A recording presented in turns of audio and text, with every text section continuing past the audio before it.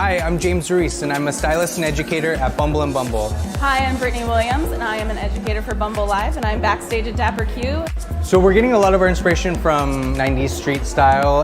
We're using a lot of Sumo liquid wax, a lot of Preda powder, tons of thickening spray, and does it all. We're really just trying to take a lot of these natural textures and make them the best version of themselves, because that's really what this show's all about, is inclusivity and bringing what you got to the table.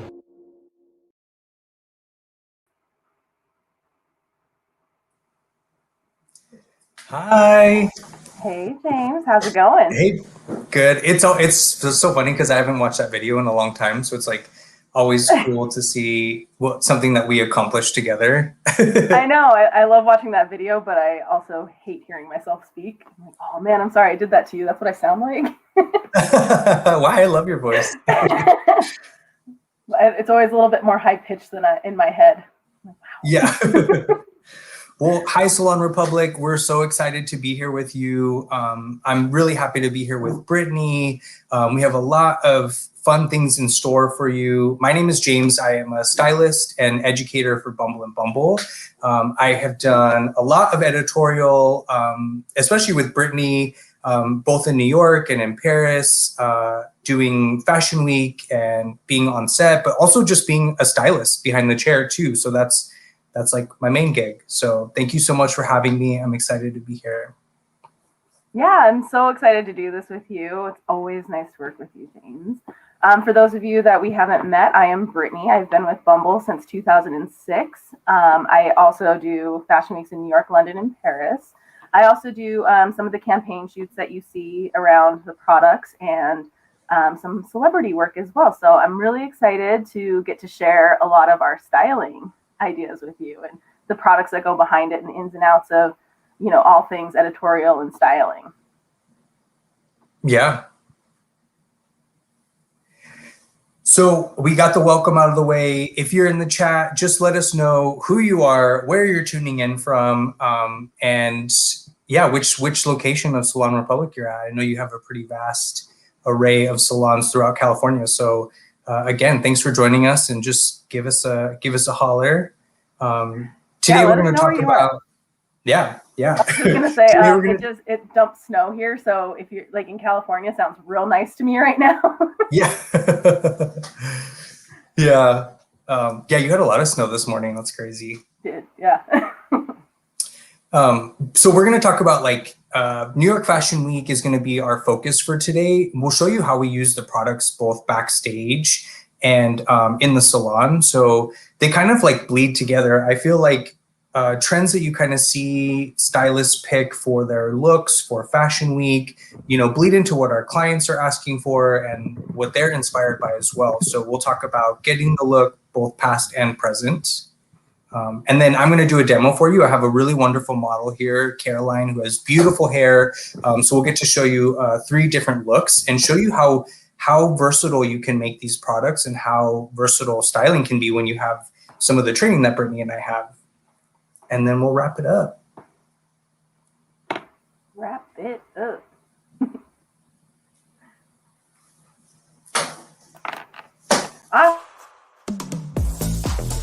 I'm Lucas Wilson. I'm the lead hairstylist at the Prabal Gurung show. We have 2 options of a look today. So if we're working with a finer texture, we're doing a straight back bun, messy with a few pieces that can move as she walks down the catwalk. If the hair's denser, we're taking it a little bit lower, keeping the texture natural so it sits right above the occipital. We're starting out with thickening spray all over to really hold in the defined curl. And then we're taking finishing products like dry spun and the sumo clay to really piece out that texture and define it.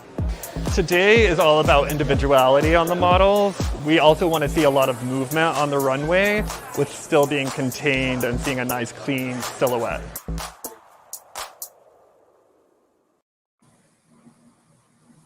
Oh, I love Lucas. I really it's so exciting to see him launch his career and become more and more sought after and prolific. So it's super inspiring.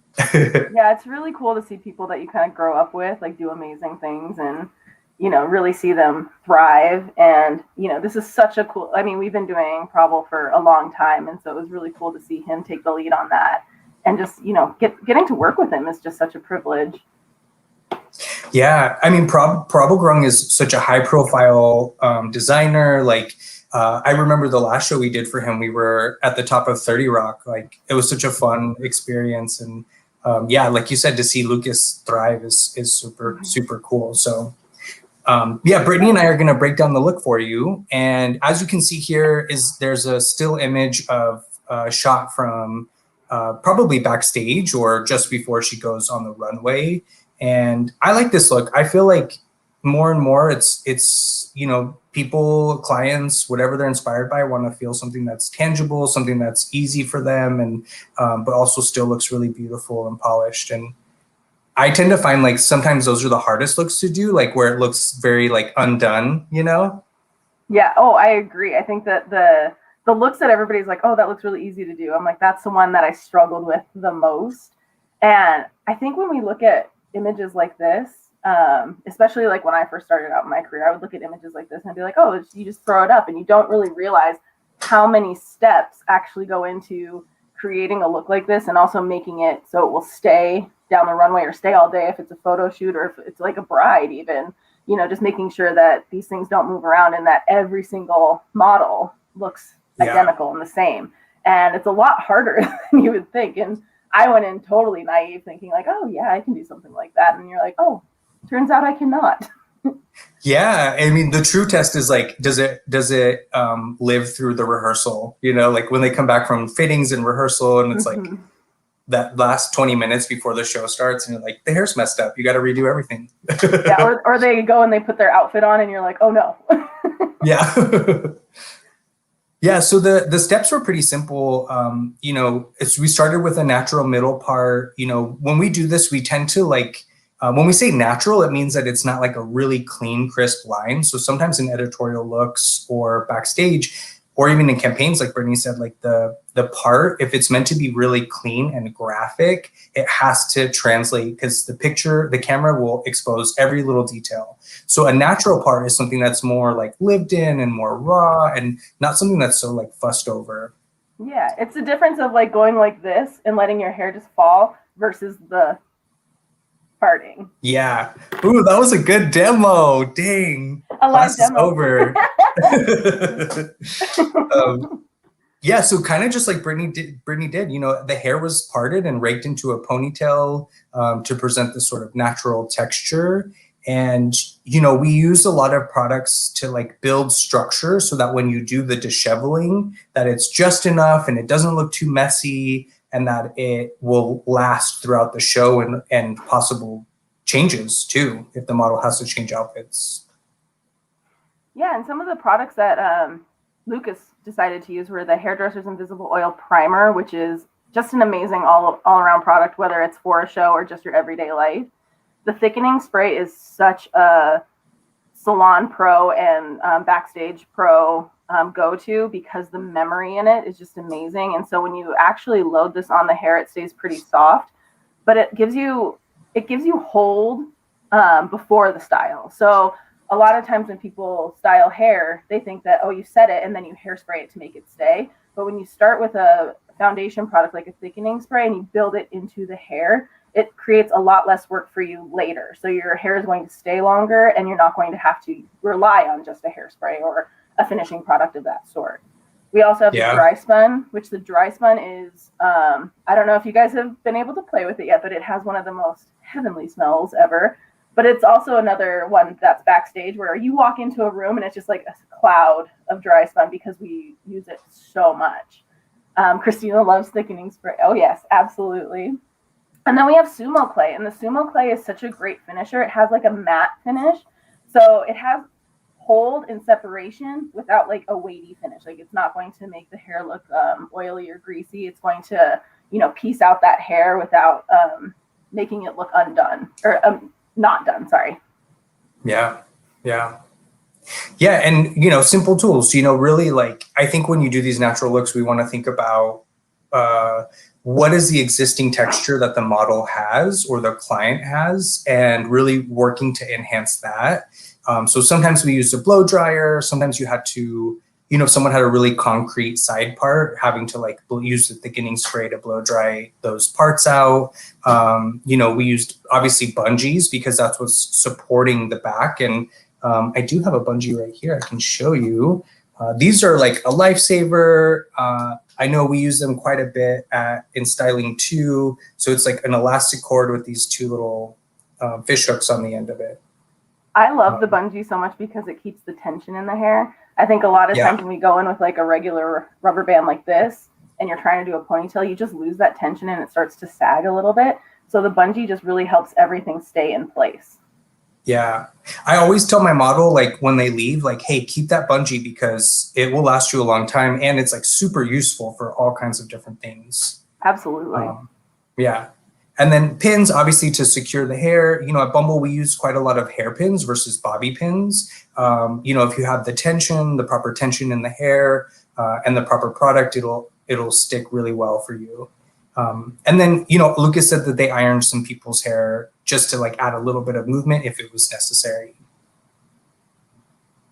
Yeah. In your hands, which is, your natural tool, your God-given fingers that have heat and are able to be manipulative. So yeah, and it's also nice to like just feel what you're doing. When we rely on a brush too much, you don't get to feel like the shape of the head and where you really want things to go. So I love using my hands for everything. And also if you're talking about hairpins and stuff, I am weird and I have favorite pins. Like Japanese hairpins are my go-to for like everything. They hold everything. So I have favorite pins. Yeah. Oh yeah. Yeah. You kind of grow like especially when you work with different teams, like you definitely get your favorites in every toolkit. Absolutely. This look also, when we were talking about how these can be the hardest ones, in my head, I always hear the lead stylist going, make it look like she did it herself. And I'm like, yeah. Oh no. Like, dang. Really? I'm like, do you want to just do it? I'm like, here, girl, take this bungee. Show me how you do this. Exactly.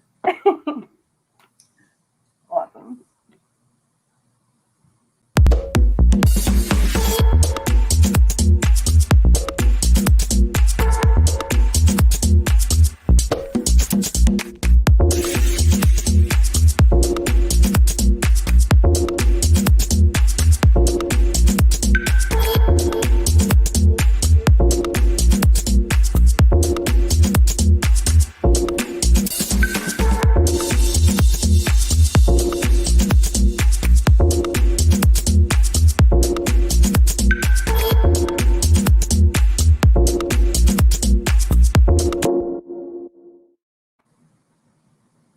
Wow. What a beautiful look. I love this look. It's essentially just an upside down French twist, but when I look at this, the first thing that stands out to me is it's so close to the head, but when you backcomb it, and like there's so much backcombing in there, like the hair, it's just really cool to see the transformation and like, having to have so much backcombing, but still being able to get it so compact to the head. That's like one of my favorite looks to do, is like making something that's like so crazy and huge and then really detailing it and making it small again without removing the backcombing. Yeah. I mean, it's so tricky because like you have to figure out where to hide all of this hair and how to make it fit in like a small space. Cause I remember, as you saw in the video, some of those girls had like face wraps on and they had these like tight elastic head covers. So that was like the whole focus of like this upside down French twist. And talk about stress. I remember this was like a double book show. So like half the team was there and the other half was like coming from a different show. Yeah. Yeah. Coming from Midtown all the way down to Soho it was no easy venture. I do remember that. And it's like get 60 girls looking all the same with half the team. Yeah. What a fun experience though. So it was so fun.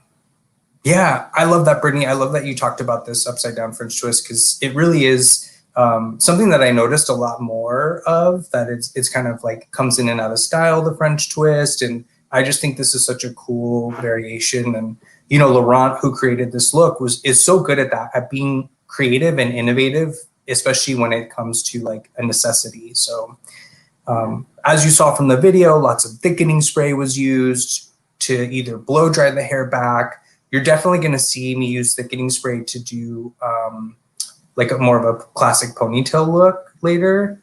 And then, you know, pinning and rolling using your tail comb. Like, do you have any tips for when you do French twists? Anything that you remember talking to students about? Yeah. First of all, the mirror is your friend. Or if you're backstage and you don't have a mirror, like really relying on your teammates to like let you know how it's looking. Because when you look at an image like this, you can see that the grain is all coming straight back. There's no dipping, there's no sagging or anything. So it's really important to really focus on those details, because if you're not focused in the beginning on that, it's so hard to undo it and finish it the right way after you've already put like the BB strong finish in there. You know, it's a little bit harder. So just really making sure that you're not skipping the steps, and just making sure that you're using your tools around you to really see every angle of the head shape. So you really get that closure, because when you're looking at a picture like this, it looks simple enough where you're like just fold it in. But if you're not looking at the grain, all of a sudden the twist starts to fall down and it's too low. So just really being aware of the placement of everything and hiding pins. When I was an assistant, I used to get yelled at for not hiding pins well enough. So that's something that I had to get really good at.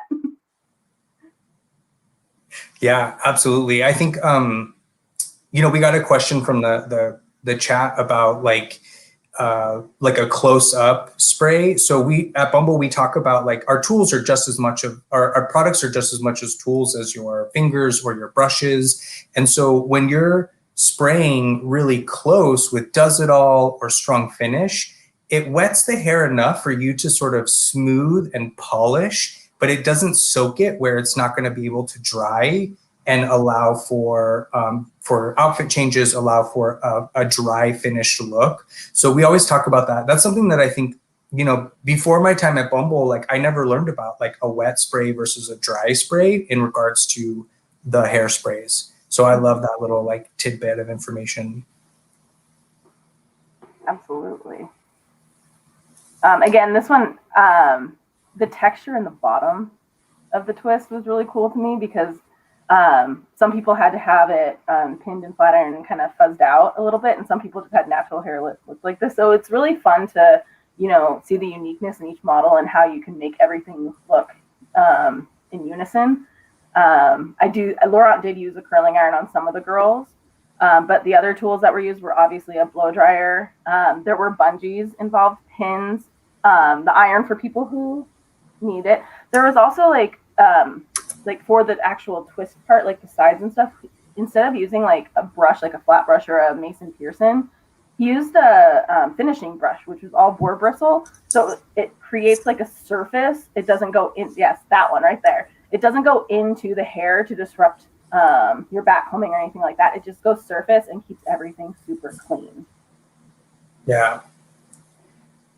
I love that Laurent calls it a French. Where's your French brush? Where's your French brush?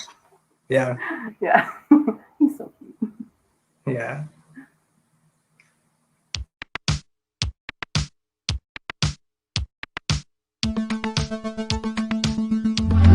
Hey, this is Laurent here. We are backstage at Ralph Rucci with the Bumble and Bumble team. Working with Ralph is a total different experience than working with other designers. Ralph always wants a small hedge, which gives importance to the silhouette of the clothes. And so there's no inspiration, there's no reference. It's totally architectural, and this is something I love to do. It's quite a production. You separate the hair, do ponytail with the back part. Then you do 2 braids, and then you attach the 2 braids on each side. Then you're gonna take care about the top part that you're gonna back comb to death like a cotton candy. Then you're gonna smooth the hair slowly. And then I'm doing another small little ponytail, and then I'm gonna just put the ponytail inside that shape.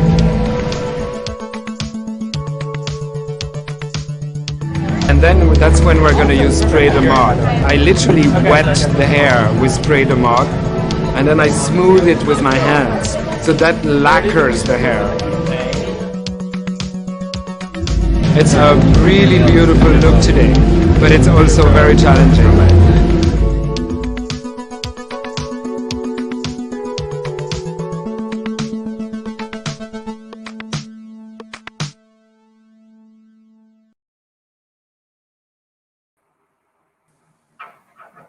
There you go. What more of a perfect example of an up close, a wet spray, right? A wet working spray versus a dry spray. So yeah, when I see this, well, first of all, I was working the show, so it brings back some memories. And when we talk about the importance of steps and sectioning, one wrong part on this and the whole thing would fall apart. Mind you, we were also up at 5 o'clock in the morning to do this one. yeah, it was an early show. But the Chattel Ralph-Rucci show is always so glamorous to me. And it's because the way that Laurent and I don't remember who the makeup artist was for this one, but the way that the designer, hairstylist, and makeup artist work together to create walking art is just really cool. And this show definitely always personifies that. He always picks such architectural looks to do for this show to go with the clothes. And it's high stress, but so fun. And when it's all said and done and you're watching the show, it's so cool to actually watch the show come to life, because it's just, you're so proud of yourself after something like this, because it's hard. Like, this is a hard look to nail. Yeah, I agree. I mean, the grain is perfect. The shape is perfect. It sits high enough where, like, from the front, you wouldn't know until they turned around that you see this like really graphic, geometric style. I think it's so cool. It was such a fun thing to do. And you're right. You know, one wrong section, one wrong, you know, if you didn't use enough product, it definitely would collapse. Yeah. And you don't want to be that person backstage. Oh no, you don't want. No, you hide. You're like, I don't know who did that one. I gotta go. But this is another great representation of backcombing and how much backcombing is actually in this, when it looks like there's little to none in the finished look. But it holds the whole look together. I absolutely agree. Yeah, so just to break down the steps, you know, we did a section at, like you saw in the video, from ear to ear, almost like a headband, high enough where it got enough density into the ponytail and those braids for structure. You know, we did. If I remember correctly, the parting was behind the ear on that hairline, up to the round of the head. Yeah. So that was the ponytail, and that was kind of like your stopping point to know where to actually start the backcombing. Yeah. Do you want to talk about like how they braided it out? Yeah, sure. So once we did the ponytail, which the ponytail sat on the higher part of the occipital, so like right above where the curve is, and then we braided out about an inch from the base of the ponytail, and then put an elastic around it, and then we separated it into two braids where we then put pins in it. So it's kind of like that Pippi Longstocking look where, you know, like it was a wire, but we used pins. We just stretched out the pins to put it in there, so there was something to anchor the shape. So it was a bit more round around the head, and then we secured it right behind, right on above the ear, but behind the hairline. So cool. So cool. Yeah, it's like so innovative to me. I don't know. I feel like the way Laurent breaks it down and like those steps that he chose, like I just think it's really genius, you know? Oh yeah. And he's a big one to be like, okay, so this is what you're going to do, baby. And like he'll do it like super fast. And he's like, okay, now you do it. And you're like, yeah. Start over. Yeah. He always does that thing where he's like, okay, does anyone think they can't do this? Let me know now. I'm like, oh, okay. I think I would have. Well, and then you don't want to be the person that says, I can't do anything. Yeah.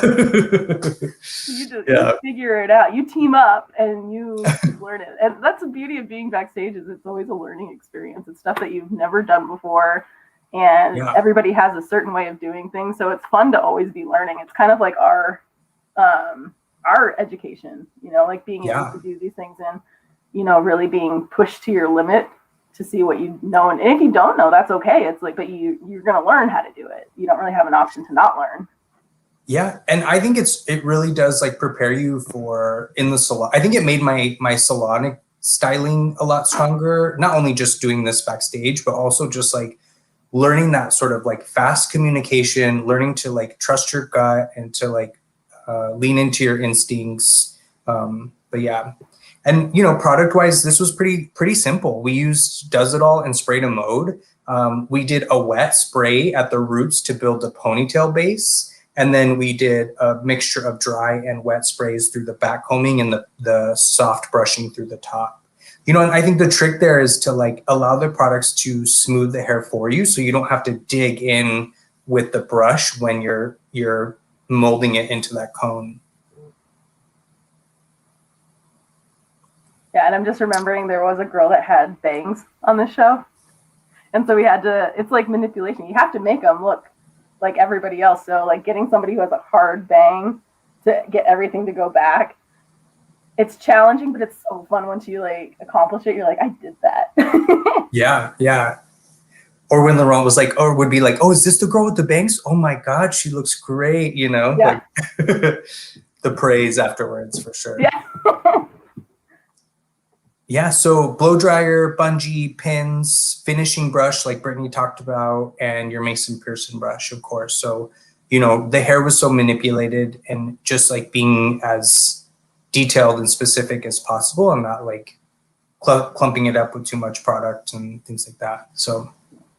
And looking at this photo, it's like what you would think is the most important thing, which would be the shape.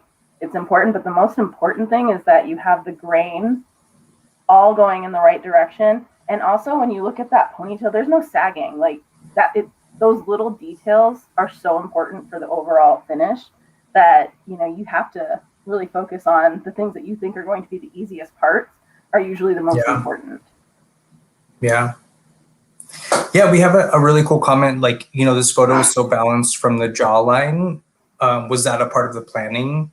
Yeah, I think, in my opinion, absolutely. I think when we teach the perfect ponytail, we talk a lot about how to keep someone looking like crisp and like fresh face, the grain needs to go like not up, but just straight back versus like dipping down a little bit. So I have to imagine that Laurent kind of used those as his guide for sectioning where it like lifts off behind the ear. But yeah, what are your thoughts, Brittany? Yeah, it absolutely is. And not just with like styling, but also haircutting and stuff too. When we talk about somebody with like a graduated bob, it goes back to what I was saying about your mirror. You're really looking at the side profile and just seeing what the most flattering thing is for everyone. So yes, the jawline, everything about this, it was supposed to be so angular. So that's one of the reasons why it comes back so far. Like, he could have chosen to make it more compact, but he really wanted to accentuate that because when they're walking down the runway and you, like, let's say you're in the back row, you still want to be able to see all of that definition. So it's definitely something that Laurent always does with all of his shows. He's always taking like those things into consideration. And it's also a big proponent of like the makeup artists. Like that's why they do the test, before the show even starts. They always do like a test before the show to decide what the look is going to be. And so Laurent and the makeup artist would discuss what they really wanted to focus on and what the part that was supposed to be accentuated is going to be. So it's a really cool behind the scenes, like things that you don't see or talk about like once you're at the show is all the work that goes in weeks before. Yeah, I agree. Yeah, so it's not like we don't just show up and he comes up with the look that day. Like he has this all planned out. There's photos of everything everywhere. So, and then he does a demo for us so we can see how he does it and then we create it after that. Yeah.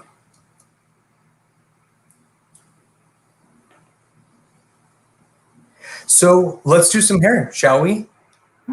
Yes, I'm excited to watch you hair. It's been so long since like we've been in the same place, but I love watching you do hair. I get very mesmerized. Oh, thank you. Yeah, no, I'm really looking forward to sharing this with you guys and kind of showing you. These are the references that I chose. on the left, it is this really beautiful like wave that Laurent created that has actually been picked up and duplicated by lots of different editorial stylists. You'll get to see how we do that. But what I love about this, and let us know in the comments what stands out to you, is, you know, how sort of like natural and easy this looks. It's not this like crazy beach wave. Like, it feels like she could have just sort of woken up like this. And again, that goes to, you know, when we were styling people, or like even that French twist, is just like making their natural texture a better version of itself so that it like feels really clean and natural. And then the second reference is, so I'm going to take my model, Caroline, from this beautiful wave. I'll show you all the products and techniques I use into like just a very classic French twist. So like this season for spring 2022, you know, we're still in the middle of Fashion Week right now. So I noticed that like French twists were really, really big. I saw them at lots of runways, and I'm always inspired by it. So I definitely wanted to show you a single French twist. And then for the finishing style, I'm gonna take Caroline into like a clean and classic chignon. You know, like I've gotten to do hair at Balenciaga quite a few times in Paris, and like I always love that they incorporate some sort of chignon style into their look. So my look, although I did do this one in the picture, mine's gonna be a little bit more like wet and graphic. So you'll get to kind of see the steps to get there. But yeah, I thought it would be a cool. Go ahead. Oh, sorry. I was going to say, I love that they were bringing back classics because they just never go out of style. And I'm excited for you to do the chignon because I think that for me personally, as an educator, when we teach other stylists, depending on how much hair the client has, sometimes they have a really hard time getting it smaller. So, I mean, it's such a great look, but it can go donutty in the back real quick, or, you know, too big like ballerina bun. So it's a really cool way to, you know, make it sophisticated and elevated, but still classic. Yeah, yeah. Well, I'm gonna step away. I'm gonna bring my model in and get my PPE on, and I will see you guys in a minute. Awesome, thanks, James. So I'm just gonna talk to you a little bit about these looks. Like James said, the first photo on the left, what we were really going for with this type of wave is we really got in that era of the beach waves, you know, like Orange Cat or Laguna Beach, or, and I'm not sure what, I don't remember what show that Lauren Conrad was on, but it was always like that braid with like the waves, the beach waves, and it was just looking too done. And so Laurent really created this look to make it look stylish, but not too done. So it's very much in that Bumble, we're done but undone type of hairstyle. And so for the French twist, the beauty is in the details with this one to me. Like, there's so much backcombing in it, but then you can also see that it was brushed out and like really accentuates her cheekbone. You know, the pieces that are falling are very deliberate, while still having everything coming into a great shape. The backcombing in this is so crucial because that's what your pins are going into.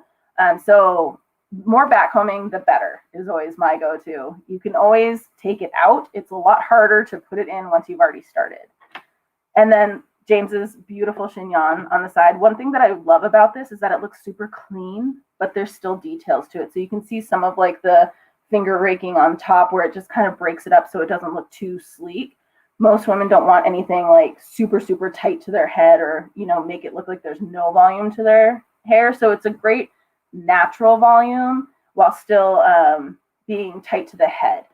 Also, the chignon in place, like I love the pieces that are coming out. There is backcombing in this, which is kind of the foundation for most of the things that we do.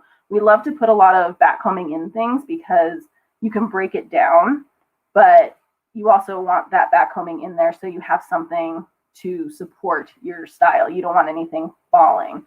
So all the shapes, even like the one on the left with the wave, chances are there's some backcombing in there too, just to get that texture and to get a really nice shape, to get it off the scalp a little bit more. So yeah, we just really love to use backcombing as a tool to shape and also to be able to manipulate the hair a bit more. So I think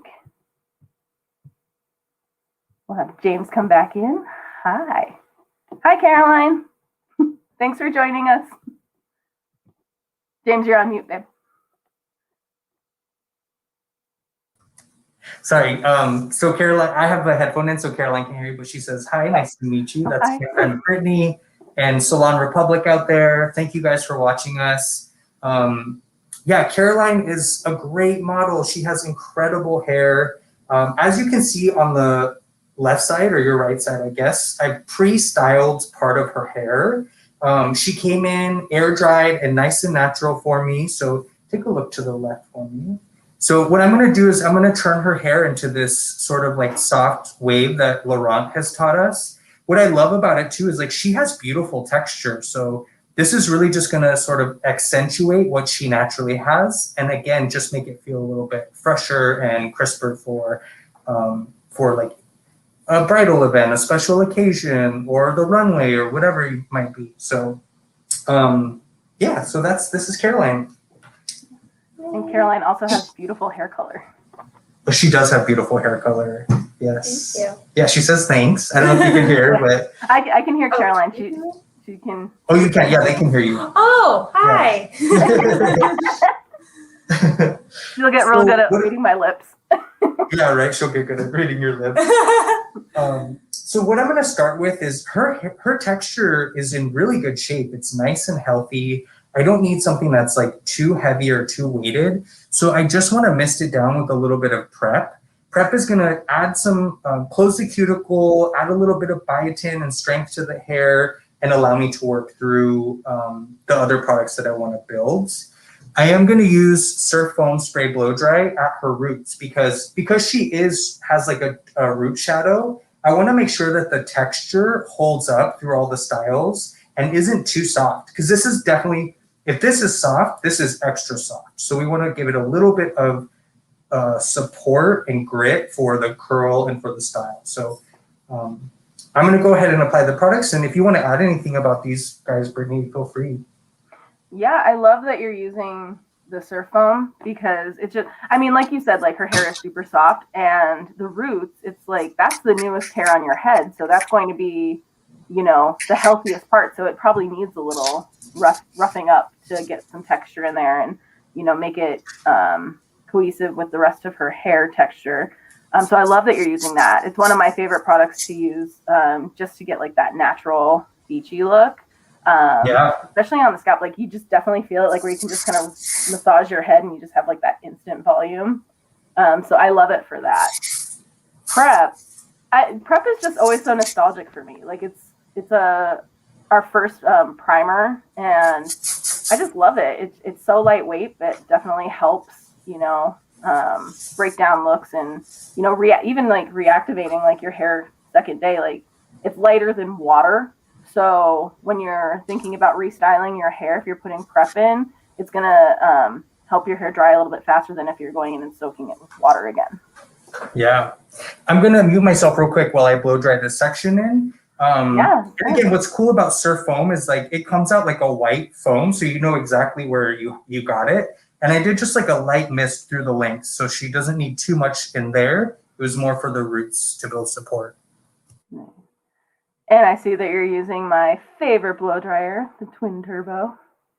Bumble really got me sold on those Twin Turbos. They're extra powerful, so work great backstage. And I love the nozzle. And you can see like James is using his nozzle as another tool, and he's blowing it away from the face. Like he's really making sure that he's not blowing open that cuticle, and he's directing the hair where he wants it to live.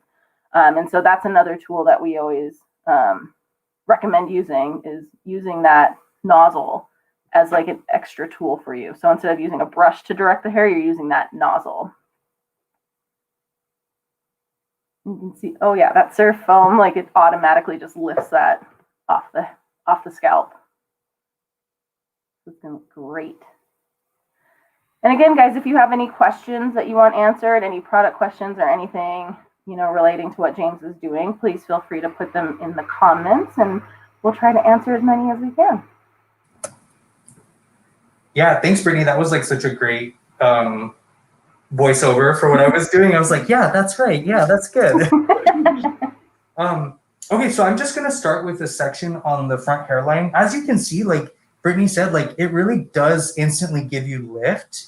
I want to keep the natural like little bends and waves, but I want to kind of control some of those flyaways. So that's why I was using the direction, like Brittany said, to kind of smooth those pieces in without over manipulating the texture. How do you decide where you want to start? For the blow dry or for the curls? Well, for your curl pattern, like what, instead of starting on top, why are you starting at the bottom? Yeah, because I just kind of, like all of these have been cooling already for a while. So I want to start at the bottom so that I can just kind of keep laying them over each other and allow some time for it to cool down before like getting in and messing with it too much. Yeah. Awesome.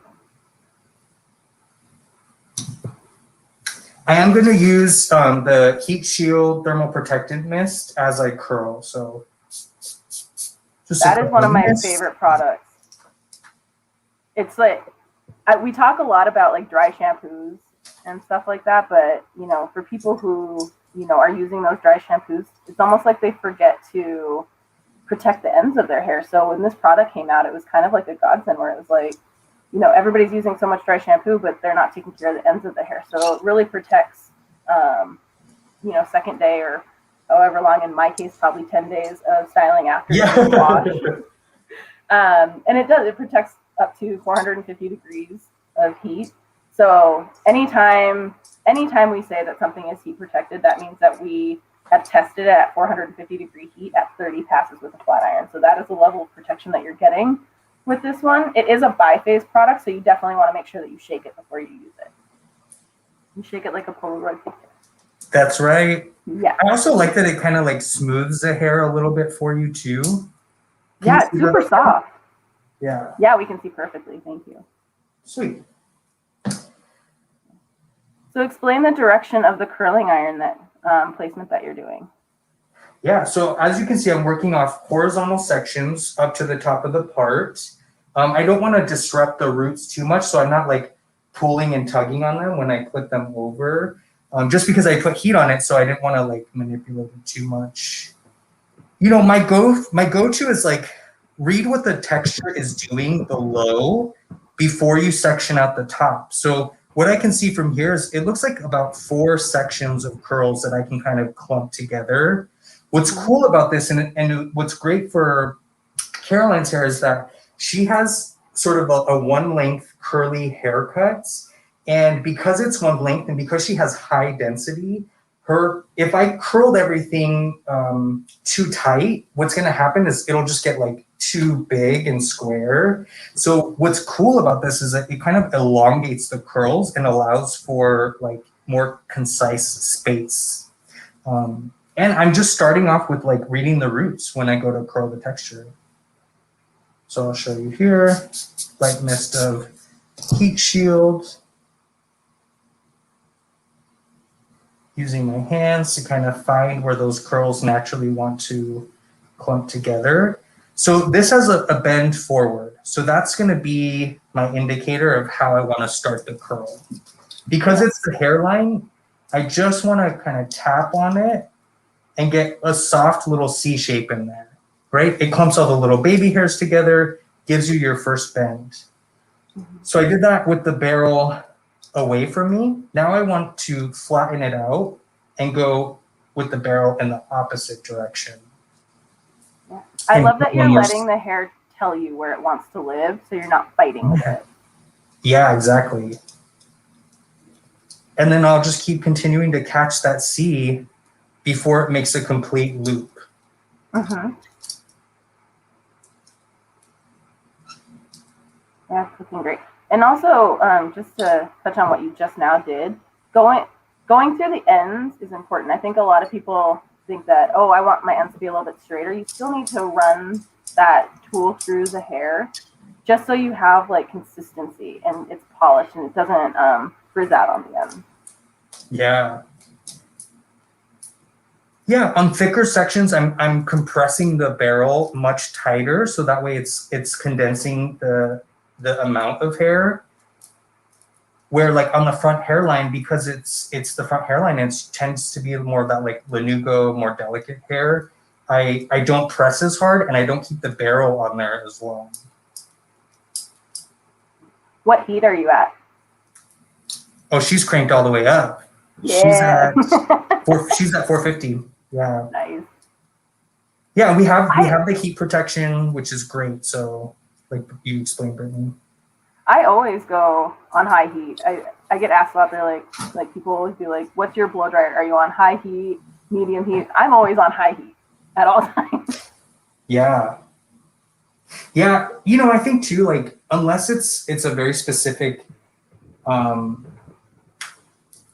hair type or hair texture, you know, if you just have to be mindful, you know, if you're using the right stuff, if you're making sure that you're tailoring it to every piece, then yeah, crank it up. Yeah.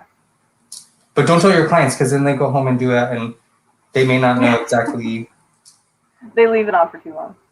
Yeah. It's like that. Yeah, I always try to tell my clients exactly like what heat to style their hair at, just so that there's no.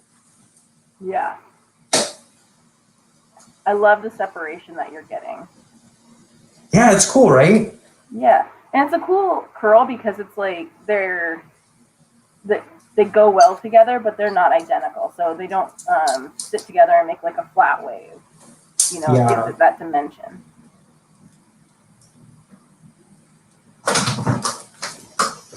It looks really beautiful in pictures too, because everything is so like crisp and defined. You don't get those like wild fuzzies that sometimes happen with like a standard beach wave. Yeah. Yeah. Well, and I just like how it looks. It doesn't look looped, you know what I mean? Like it doesn't have like the bounce that beach waves give you. Like it just looks a bit more natural to me. Yeah. But do you remember when that was such a big thing? It was always like the beach waves with like that hairline French braid. Yeah. Oh yeah. That look lived for a long time. It sure did. Another trick to this curling iron technique too is to keep the barrel vertical. So you notice that like I'm keeping my elbow low. If I can't quite reach the curl, then I'm changing my elevation, right? So I'll sit down or I'll move to the other side of the model. Yeah. Well, and I love that you touched on that because it's very important for us as stylists to really protect our bodies and like our dexterity and just making sure that, you know, we're getting the desired looks that we want, but we're not breaking our bodies in the process. Yeah.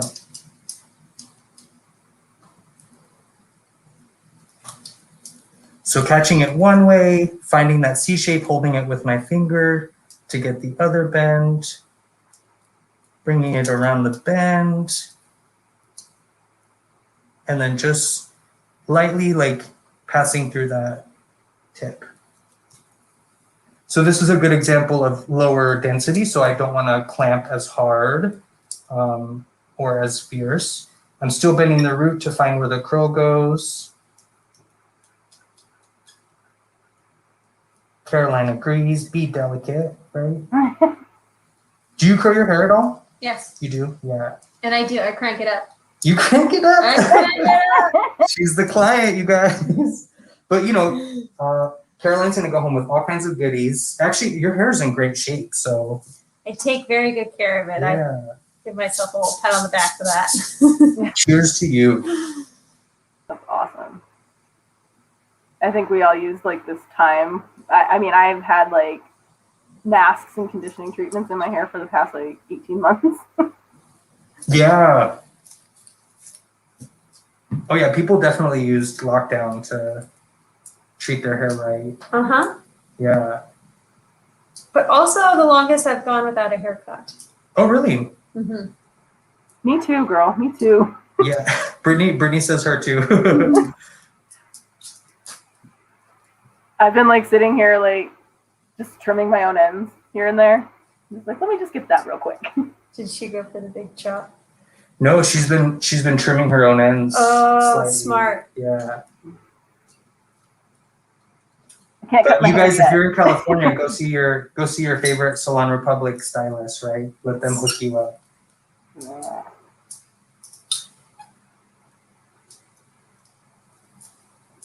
It's really like making her color pop too. Yeah, Like just looking in the camera. Yeah, she's got beautiful color. I think that's like the heat shield too, like has like a really like subtle shine to it where it's not like that plastic Barbie doll shine. It's got like a... Yeah, well, it has that honey complex. We did a treatment on it. Yeah. Oh, you did a treatment on it recently? Mm-hmm. It dulled it down.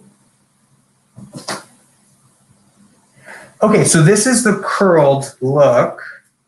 I'm gonna take her cape off and I'm going to use some products to just kind of give it some life. So now that it's curled and it's starting to cool down, I think my go-to is gonna be semi sumo, which is one of my favorites. So like this has like not only wax, but it has a hydrating balm in it. So I love it on vivid colors like this. It really showcases not only the haircut, but the dimension within the hair color as well. And it feels like, I'm gonna use a nail file here. It feels a little bit of like almost Vaseline in your hands. Yeah, you kind of see the shine. Yeah, that's a good depiction of that. Yeah, but once your hair absorbs it, it turns into like, it's like leaves behind all the wax and the powders that are in it. Well, it's got such a moldable feel to it too. Yeah. So I'm just working through the ends and the mids. I'm not going in just like fully palms. Like you can still see there's product in my palms as well. If I can, if my fingers... oh, sorry. I was going to say, I love that you're, going over your sections, but in the order that you did it. So it's like you let all that hair cool that you just did and started on the other side.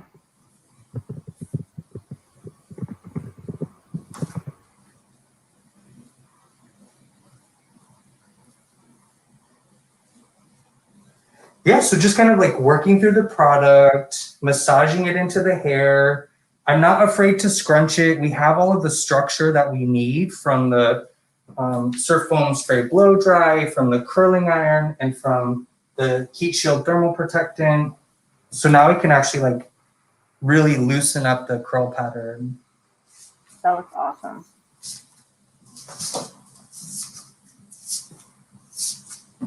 So if you guys have any products that you're absolutely loving, drop them in the comments and we can talk about them. That looks awesome. Thanks. And then turn towards me a little bit and look up at the ceiling like this. Like turn your head up like a little bit more. Yeah. Oh, that's just one of these. Yeah. Gotcha.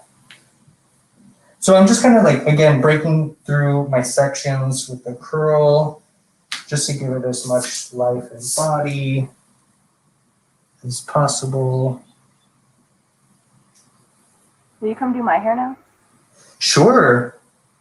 Well, I'll be in Bozeman before you know it, sis. Oh, yeah.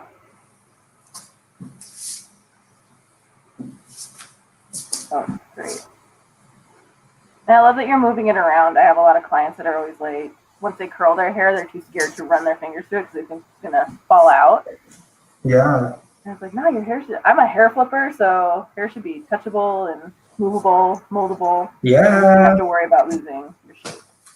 So she's gonna pose a little bit. Go ahead and get your screenshots. I'm gonna fan her. Oh, she's Beyonce now. Yeah. Yeah, do your thing.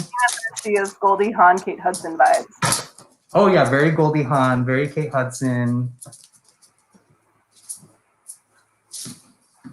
Cool. Yeah, I love this texture. I think it's like so perfect.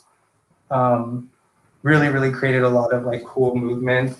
Do you mind just kind of spinning around so they can see the back too? Perfect. So there's the full thing curled, right? So it feels really natural. It's not too like, it's not obscure, like it wouldn't be her hair texture.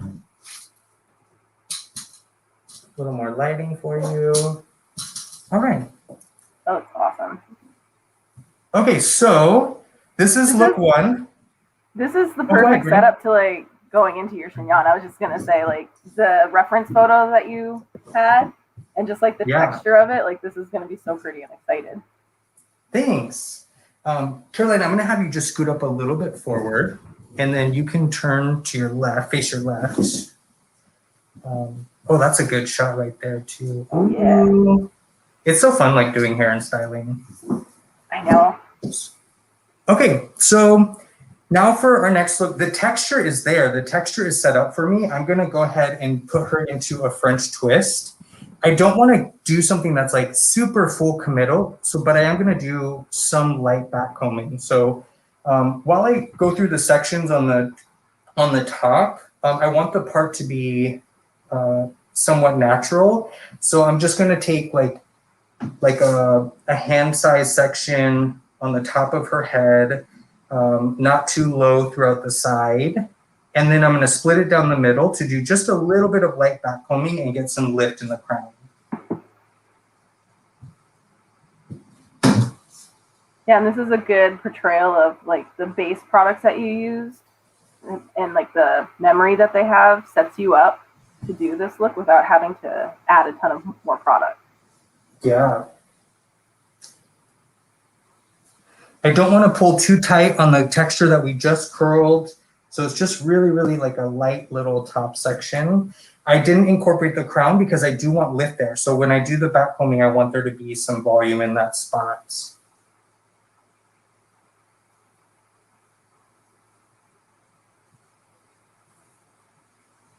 So at Bumble, we do a lot of double French twists, and I love the idea of going back to like the single because it's just kind of one of those classic looks that, you know, we don't get to do that often anymore. Yeah.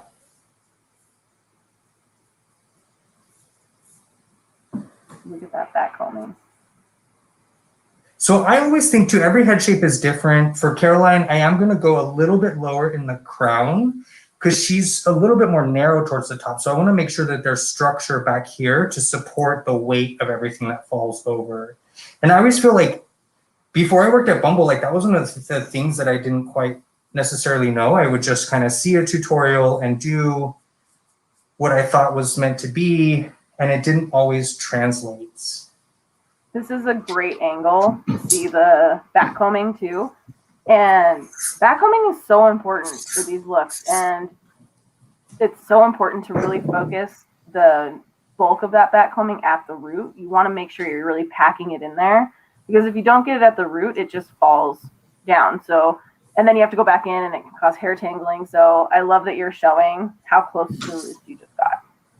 Yeah. Yeah, and for just a single French twist, I just want to get a little bit of loose back combing right here in the low nape, because that stuff tends to fall out really easily. Turn towards the wall just a little bit more, just so you guys can see that a little bit better. Mm-hmm. Really getting that triangle shape.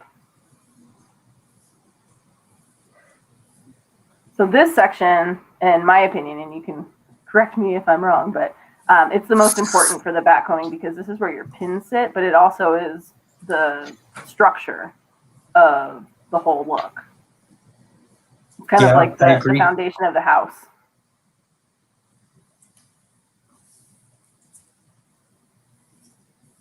Now I'm thinking about like, what would Laurent say? No BB. Yes, no BB. Not like this.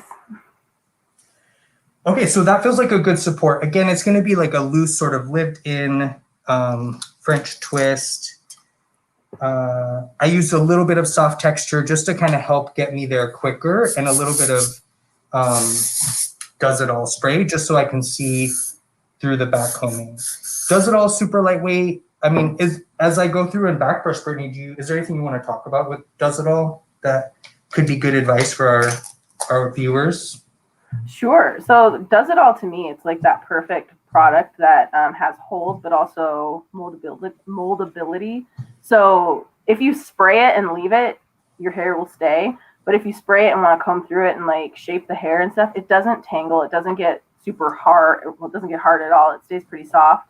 And it just really gives you a light hold and helps build success for the hair, really. It's our go-to for backstage. It's always in my kit for any weddings I do, or if you're doing like an event styling, it's kind of that go-to product to really make sure like that you have hold. I'm not a big hairspray person. I like to touch my hair, so it's rare for me to ever use like a hard holding hairspray, like a set it and forget it type thing where you can't brush through it. So Does It All is one of those products that, you know, you really have that hold without the commitment of having to leave the hair where it is. You can still move it around.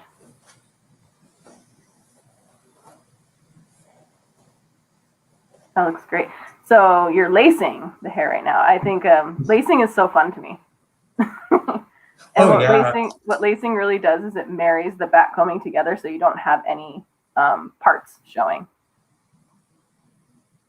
Yeah, the curl, the texture still stays intact, right? And I love that soft texture. Do you use the soft texture in your hair, James? You know, I do sometimes, yeah. I actually tend to use it more like in my hair damp than dry. You can already see the shape of the head shape that you're going for. Yeah. Yeah, and I'm just lacing through that like more solid backcombing that I did on the top.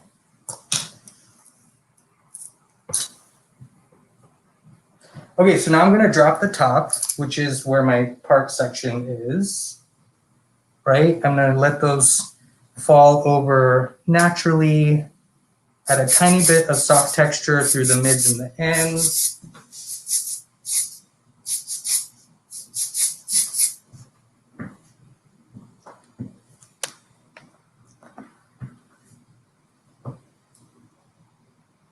And this is where your mirror comes into play, right? This is where you want to see, like, how's this shape going to sit? How's it going to show off her long, beautiful neck, right?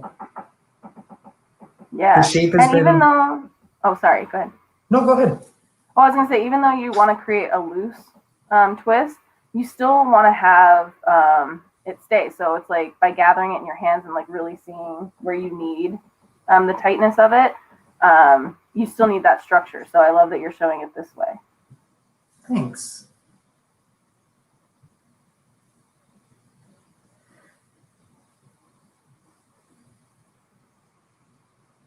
I like kind of what naturally fell out too. So this is where I'm gonna do a wet spray. So we talk about a dry spray, which is from further away, right? That's just to add a little bit of texture and grit to the product, to the style. A wet spray is gonna be a little closer. This is gonna feel just kind of a little cold for a second. She jumps out of the chair. Right? I definitely had that happen where like you kind of startle someone. Yeah, you have to definitely tell them what you're doing. So it grabs all those little baby hairs and cleans them up really nicely for you.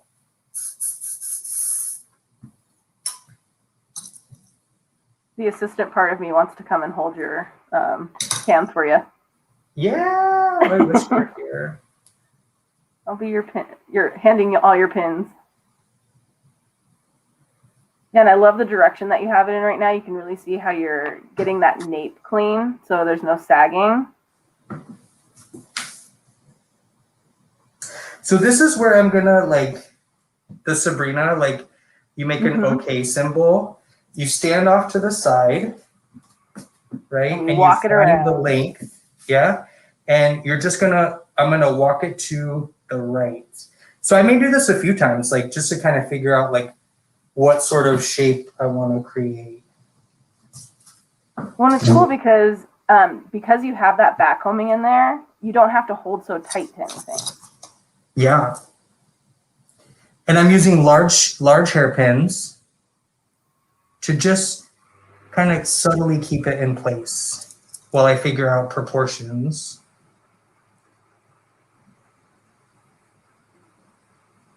Yeah, and by using, again, back combing as your anchor, you can put those two pins in and then go back through and really clean and see where you want things to live. That So, looks and great. you can go and face the wall, actually, Caroline. Thank you so much. This looks so cool oh, with yeah, the color of her hair. Yeah, the shape looks good. The color looks really cool. So anytime I go to like smooth, I always grab everything. So I just kind of lightly polish the surface and keep your head straight, like just forward for me. Perfect. I'm going to use my tail comb to tuck and press into the chignon.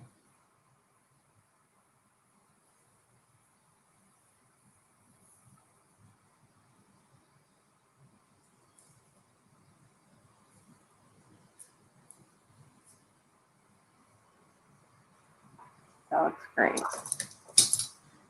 This was the part I never liked as an assistant, like learning these things, studying with Sabrina.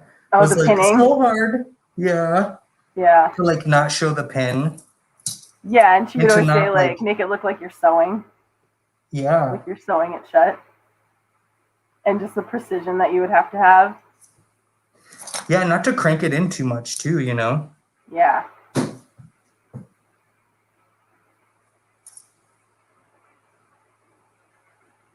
So I'm just switching to some smaller hairpins for the nape, just because she doesn't have a ton of space in the lower hairline, right? And again, every hair texture is going to be subtly different.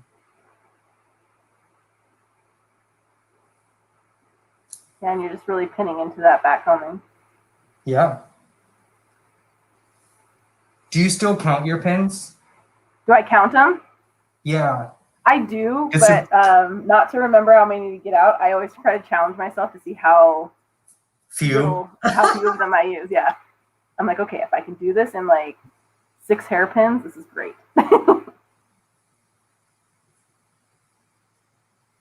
So But again, if I'm I just do like kinda a wedding or tucking- anything, I'll count them and tell the bride. I'll be like, okay, you have 8 hairpins in your hair, so you don't lose them later on at night.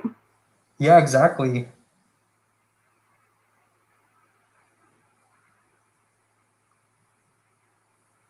And with like I think the another products trick- and the back combing and stuff, you don't need that many pins. Yeah.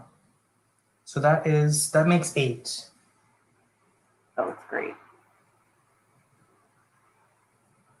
So just to kind of dishevel the products in there, I just kind of have to like tug at it a little bit. Go ahead and turn towards the computer.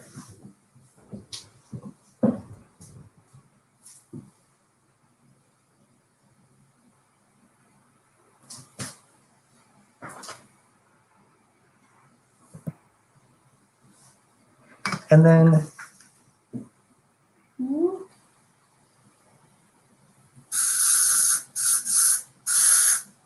the texture feels good. I like what's left out.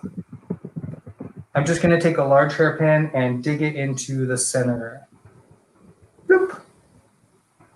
Cool. So there's the French twist. Ooh la la. I love it. Caroline, you too. Yeah. He loves it too. Go ahead and turn to your left a little bit. Nice, that looks good. Turn to your right. Perfect. Yeah, no, The that's grain looks great. yeah. That's always like fun too when your client has those like sort of highlights in there so that you can kind of see like how did the grain sit? Did you match it up on the sides? Like it really helps to make it, you know, more fun. Alrighty. Good job, James. Thanks. So You look beautiful, any Caroline. you look beautiful, Caroline. That's what everybody's saying. Your fans out there. All your fans. All your Yeah. fans look beautiful. Okay, so that's a good shot right there. That's a Let me great step shot. out so you can get a picture. I can still see you. Yeah. Oh, sorry. Yeah, get your screenshots now, kids. Oh, that's beautiful. Yeah. Okay, cool. So that we got to see the texture sort of evolve and change and move into this French twist. So let's take out the pins and move into our final chignon. Like Brittany mentioned earlier, you know, this is the foundation for like styling. When we talk about editorial styling, all these little techniques can be broken down and used in lots of different ways. Yeah, shake it out. Shake it out. Yeah, and the curl still looks Get good. it back.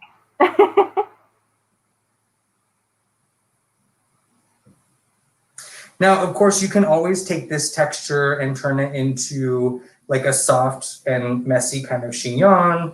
For today, I'm gonna do, like I said, more of a clean and crisp.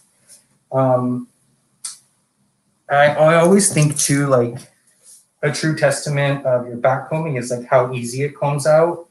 So this is sliding out nicely, but it still had a lot of support and structure from your pins.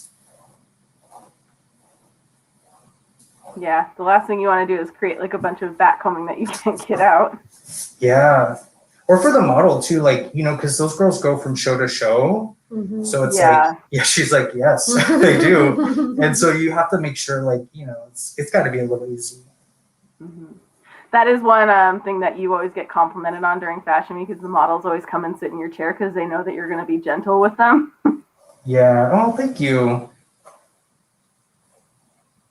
It's a good reputation to have, you know. You have the best reputation. Oh, you too, Benny.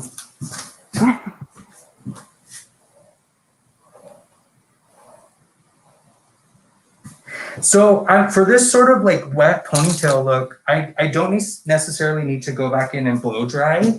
I am just going to be sort of wetting the hair to get the hair in place so that when I brush it, it just falls right in line.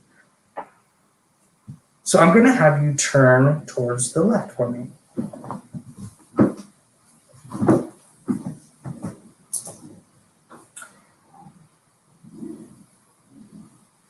Is Piglet watching? Section. No, she's upstairs Oh. sleeping. Walleye section, are there any like things that you want to share about the ponytail, Brittany, that might be beneficial? Yeah, I think the steps that we do for the ponytail in our styling classes, they're really detailed, and because we try to teach steps that, you know, help make something perfect, but then you got to know the rules to break the rules type of thing. But also depending on the placement of the ponytail. And again, like really using your mirror to see the head shape of your client and making sure that it's just appropriate. You don't want to create a ponytail that's like sticking straight out the back of her head, you know, and, you know, isn't flattering. You want to definitely always make sure that you're placing things where they need to be. So the first section that you're doing, you know, we really created this to make it less hair, but to really get the direction in there. It's a lot easier to see where you're going to have the ponytail sitting if you work with a smaller section.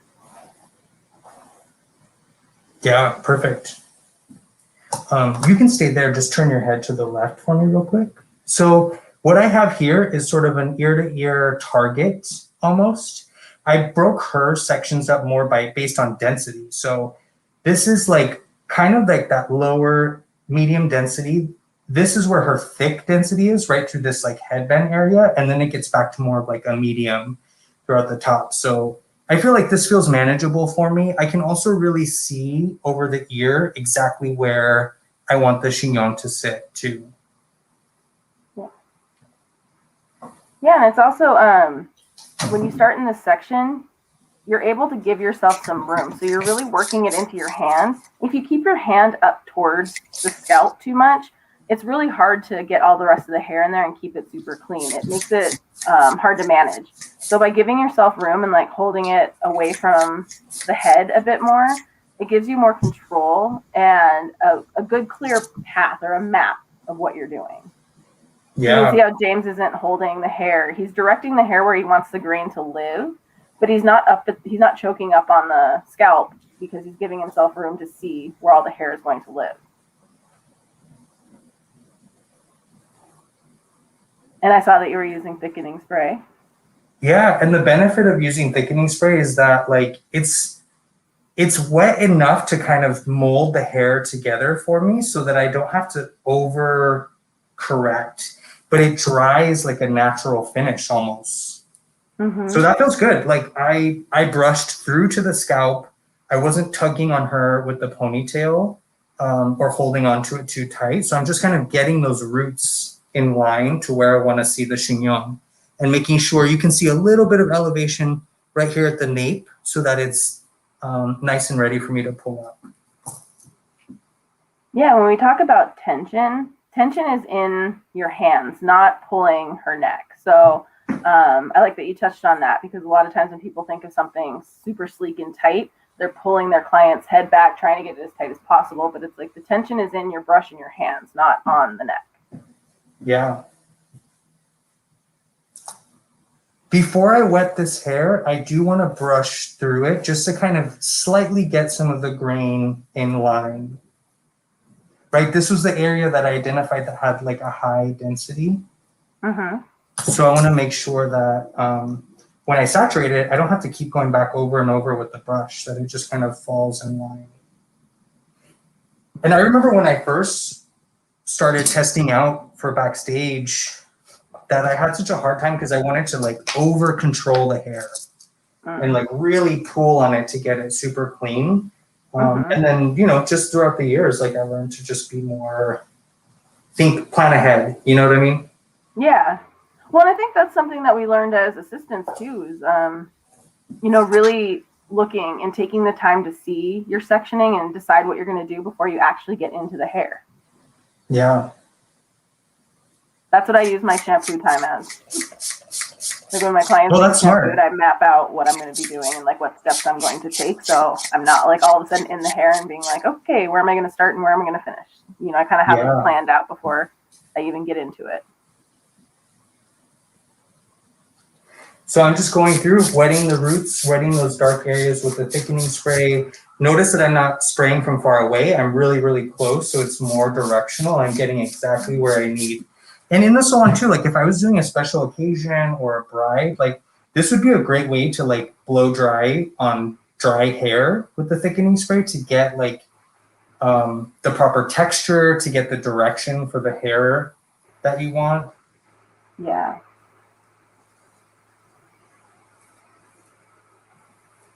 I love using thickening spray for this too, because well, I'll let you speak to the feel of what you're feeling, like versus like using a thickening spray versus like a water. Yeah. I think like when people think of, you know, like that wet texture, you know, they go for something more of like a water base where, you know, it wets the hair, but this, it creates the illusion of it being wet, but it still dries and it's not going to beat off the hair. It absorbs in and it just keeps the flyaways down. That looks beautiful. Thanks. And this is already dry now. The nape where I sprayed my first section, it's already dry to the touch. So like for me with the thickening spray, it's like it makes it so much easier to work and like again work faster and smarter. Yeah. Work smarter, not harder. Yeah. Go make it a project, right? That's my favorite Backstage saying. Yeah. It's So usually after a big project has been made. Yeah, exactly. It's usually after I've done hair, and then they're like, okay, guys, don't do what James did and make it a project, right? Yeah. I'm just kidding. Always doing the most. Yeah. So I'm keeping control of the existing ponytail. And again, I'm just kind of gathering. Now that like we're working towards like the money sections, I don't want to like drop the ponytail too much because then it's going to be harder to manage.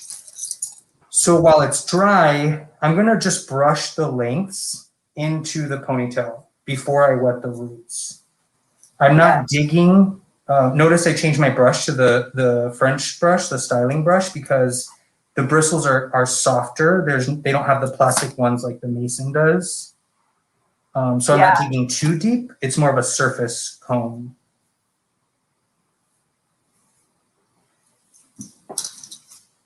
Yeah, and it's like, you already directed the hair where you want it to be, so you don't need to dig into it and disrupt what you've already created.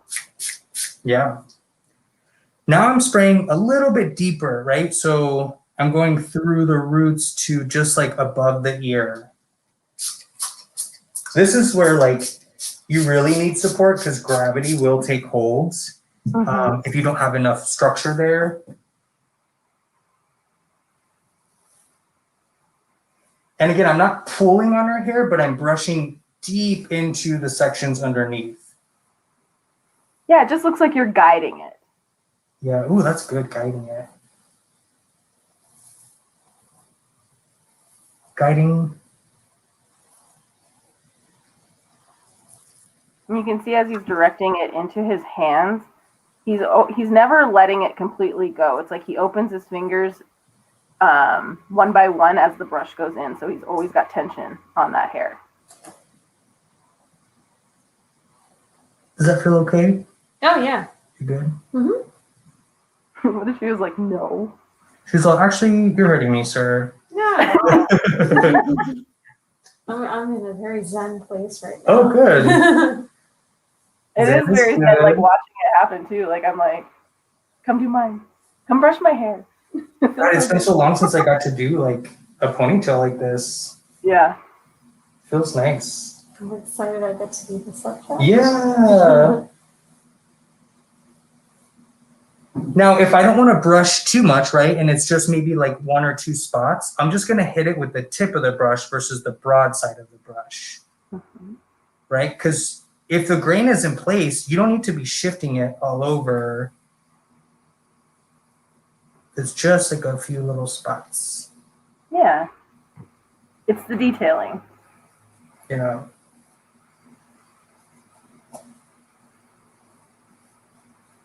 That looks great. So now you're just guiding the rest of like the layered parts, the shorter bits in the back. Yeah.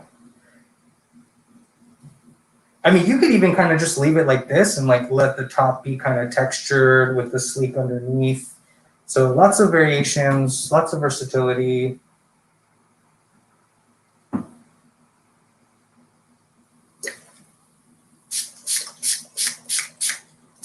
I don't need to oversaturate. I have enough layers of product on there to make it feel and stay.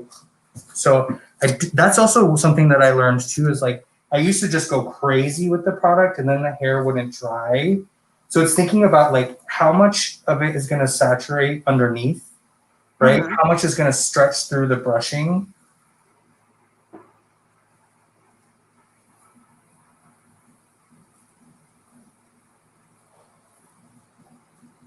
Anytime I see hairlines like so clean and brushed back like that, I always think of Angelina Jolie on the red carpet and how her hair always is like back, but it stays. Oh yeah. I always think of that when I watch this.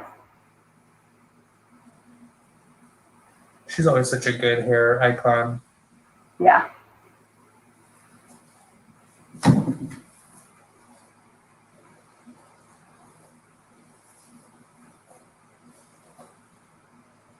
Cool, I'm just cleaning up my other side. Perfect head shape. Always, yeah, she does have a perfect head shape. Always brushing from the scalp. I always remember Sabrina. I can hear Sabrina in my head right now. Like, brush from the scalp. Yeah. And so why did you just switch your brush? So just to get those little finite hairs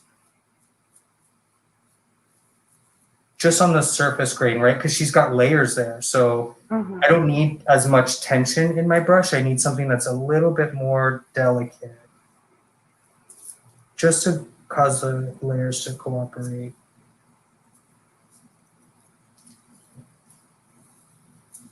I know we're almost at time, kids, so we'll be done in a second. I mean, this was the hard part, was just kind of shaping it into the brush, but now that we've done all the groundwork,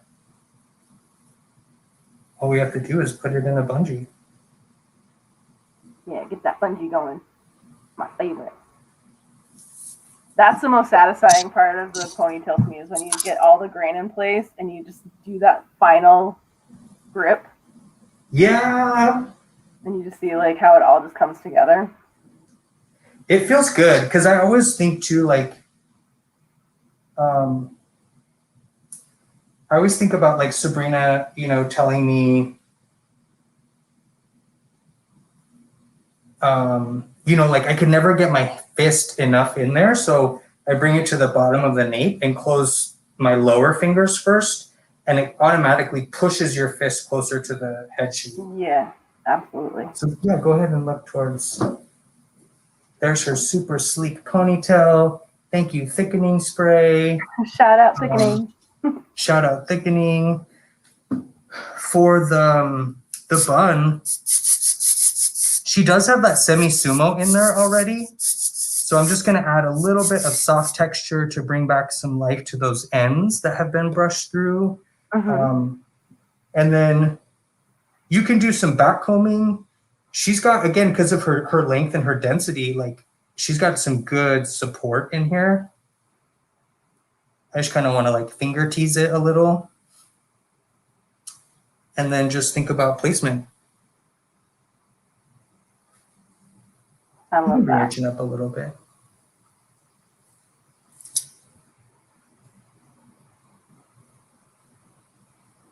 I love the placement of that on her. Yeah. Thanks, Brittany. Oh, thank you for sharing. And I always use like large pens too, just so I can figure out like, you know, if I don't like it, I can always reshape Yeah, you move it around. Yeah.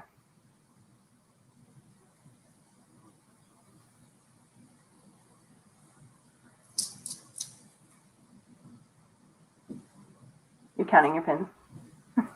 One. Pull apart some of the texture. 2.